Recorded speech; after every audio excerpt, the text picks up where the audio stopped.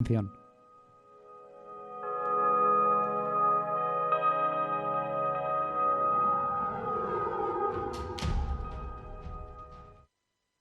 El viernes siguiente volví a Santa Cruz por la tarde. Estuve bebiendo hasta por la noche y me quedé dormido hasta que llegó mi madre, momento en el que me desperté. Y las últimas palabras que intercambiamos no fueron una discusión. Entré en su dormitorio para hablar con ella.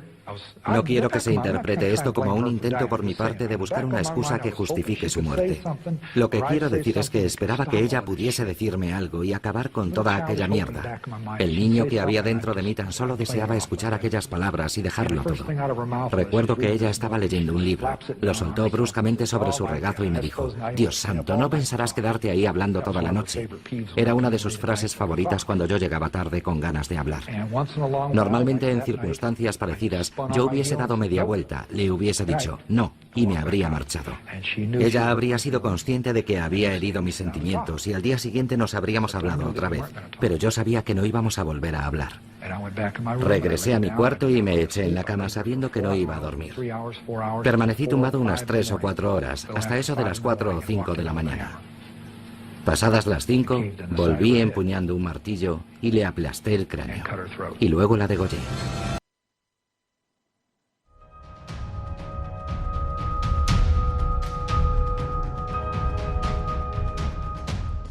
En el juicio, Kemper alegó locura, pero finalmente fue acusado y hallado culpable de 8 cargos por asesinato. Él mismo pidió la pena capital y que lo hicieran bajo tortura. Quizá porque su vida fue siempre eso, una tortura. Pero al estar suspendida la pena capital en aquel momento en Estados Unidos, recibió la cadena perpetua, siendo actualmente uno de los presos.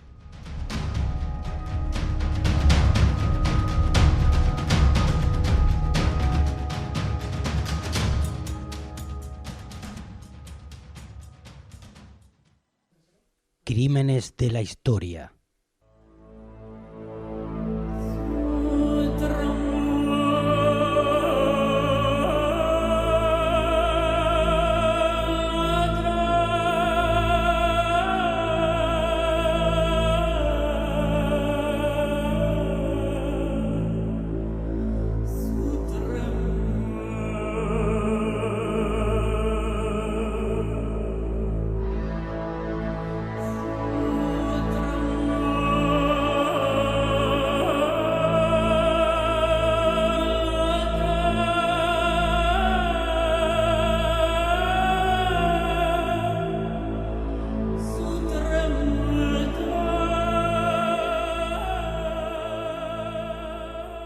Y ahora sí, con esta sintonía nos vamos hacia nuestras historias más cercanas. Y hoy, bajo la crónica negra de la provincia de Granada. Buenas noches de nuevo, Patricia. ¿Hacia dónde nos vamos hoy?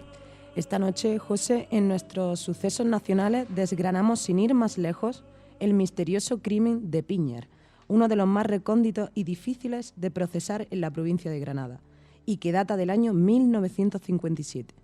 En la noche de ese 22 de mayo, en el cortijo La Cañada.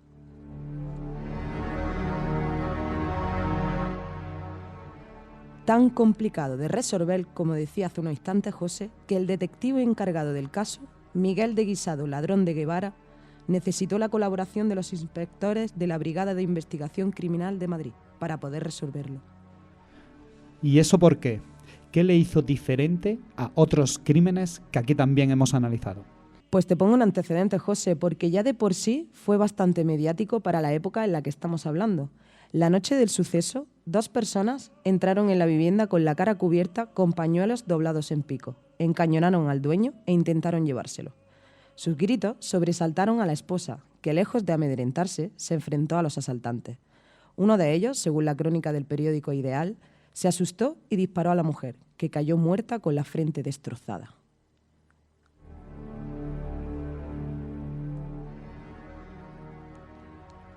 Aunque lo más singular no es eso, ya que de por sí a cualquiera le llamaría la atención, sino que la casa estaba llena de gente y nadie vio ni oyó nada, a excepción del hijo del matrimonio, con discapacidad intelectual, que aunque vio a los asesinos, su testimonio en un principio no pudo ser aceptado por los investigadores.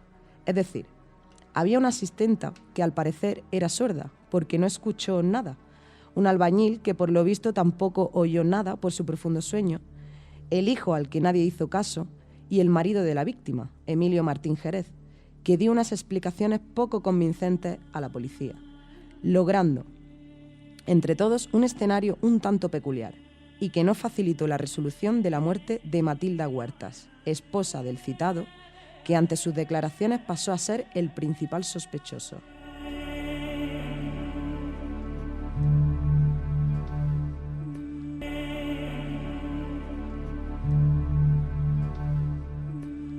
Lo que es la historia en sí se ve muy enrevesada. Así que no me extraña que a los investigadores les costara tanto esclarecer todo esto. Además, todo esto ocurrió de noche, así que quien lo hizo tenía el resguardo de la sombra para que no le vieran con facilidad. Pero continuamos, porque ¿cómo se consiguió finalmente saber quién o quiénes fueron?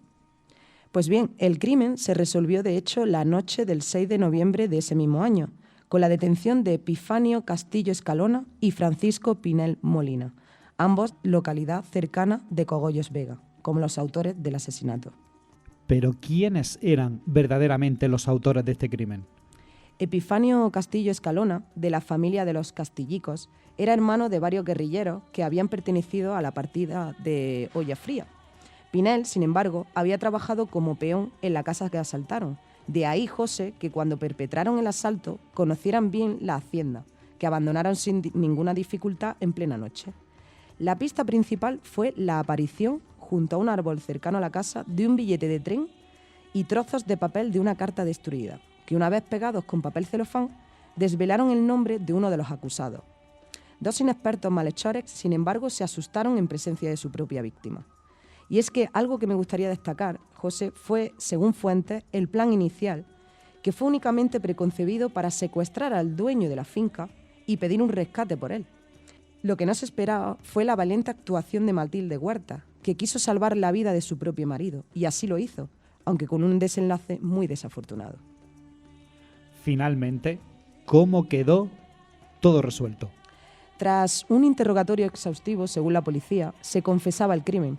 Los dos detenidos ingresaron en la prisión provincial y un tribunal les condenó a 20 años de cárcel por homicidio, 6 por tentativa de detención ilegal y el pago de 200.000 pesetas de las entonces al marido de la víctima.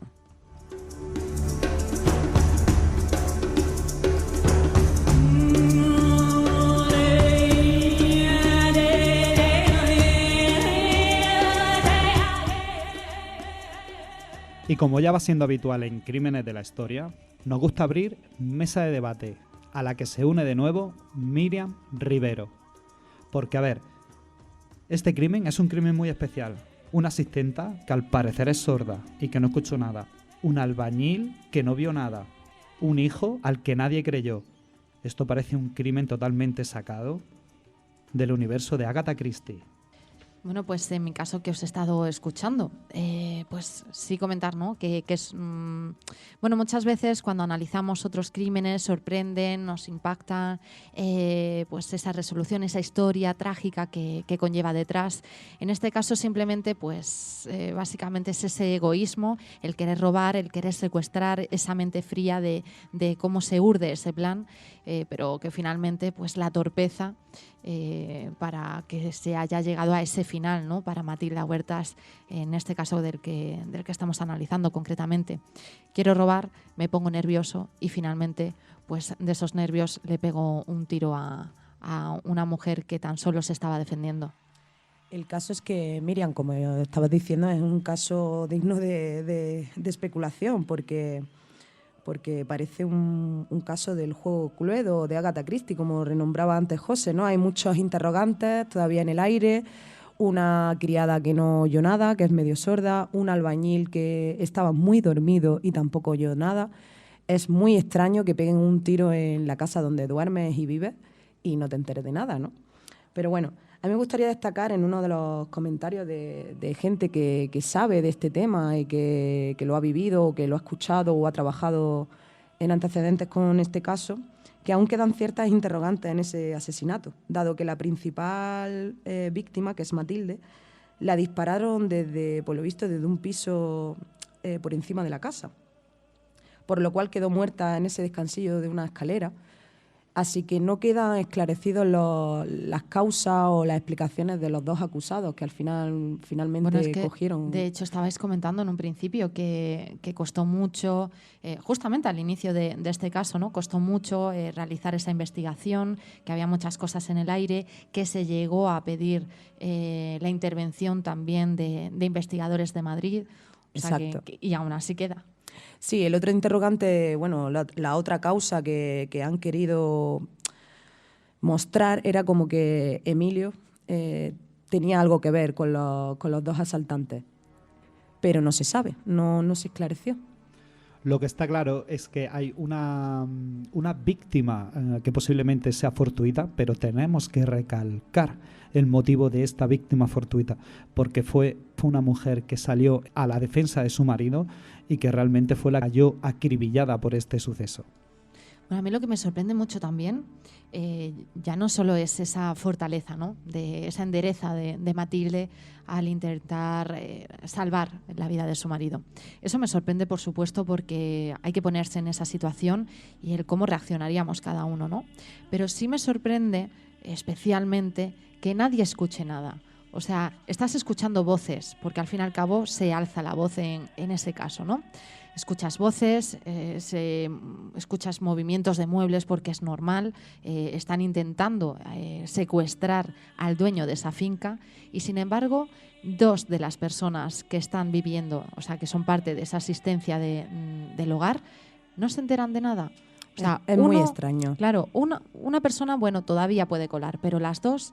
Y bueno, también se comenta eso, que justamente el albañil sí lo había escuchado, pero es que como tengo un sueño profundo, yo escuché el disparo, pero es que tengo un sueño profundo. No sé, un disparo se escucha y tú vas. Vaya, que si se escucha. Y luego hay que decir que un apunte que he conseguido descubrir es que por lo visto ese disparo se hizo desde una escopeta. No fue un calibre pequeño, porque sí, si es un calibre 22, otro tipo de calibre más pequeñito, pues quizá lo puedas escuchar como si fuera un fuego artificial. No, estamos hablando de una escopeta de gran calibre y dentro de lo que es una finca o una vivienda. Bueno, además, incluso también quiero resaltar, y más con la aportación que has hecho, Patricia, cuando tú estás si alguien conoce Piñar, de los oyentes que nos están escuchando, o si no, les ponemos un poco en situación, es una localidad pequeña, que sí que tiene su núcleo urbano, pero también es cierto que tiene muchas fincas. Cuando estamos hablando de un crimen que ha sucedido en plena noche, en una finca, hay muchísimo eco cuando se produce un disparo, ¿vale? Entonces, en plena noche, que no hay tanto ruido de gente, no hay ruido en las carreteras, porque, como digo, es un pueblo, una localidad muy tranquila, ese ruido se escucha. A ver, este crimen lo que deja entrever, tenemos que meternos como siempre en el contexto histórico y social. Estamos hablando de 1957, cuando todavía había muchísima gente que acaparaba muchísima riqueza y muchísimo poder en un pueblo, en cualquier urbanización. Tenemos claro, por lo que hemos podido ver, que esto es un ataque a una familia poderosa, a una familia rica, y que el ataque lo hicieron los supuestos malhechores. Han sido gente que estuvo allí trabajando, que conocía la casa, obreros normales, y tenían claro quién iba a ser su víctima y cómo iban a perpetrar el robo. Por eso lo hicieron por la noche, por eso sabían por dónde entrar. En fin, yo creo que estaba todo más que premeditado y que nuestra víctima de esta noche fue totalmente fortuita. Bueno, de hecho yo también, si os parece bien, tengo también incluso aportaciones del propio alcalde de la ciudad, el alcalde actual, ¿no? Que es Eloy García Cuenca, donde, bueno, le preguntamos también desde nuestro programa un poco, pues, acerca de ese crimen, ¿no? De lo que sucedió. Bueno, en una localidad tan tranquila, cómo se vivió ese suceso, cómo se recuerda, nos lo relata, así como también, pues, si el pueblo, que se quedó tan conmocionado, pues sigue pues recordando también ese suceso, o incluso también, pues, cómo valoran, ¿no?, la seguridad que tiene la localidad de Piñar en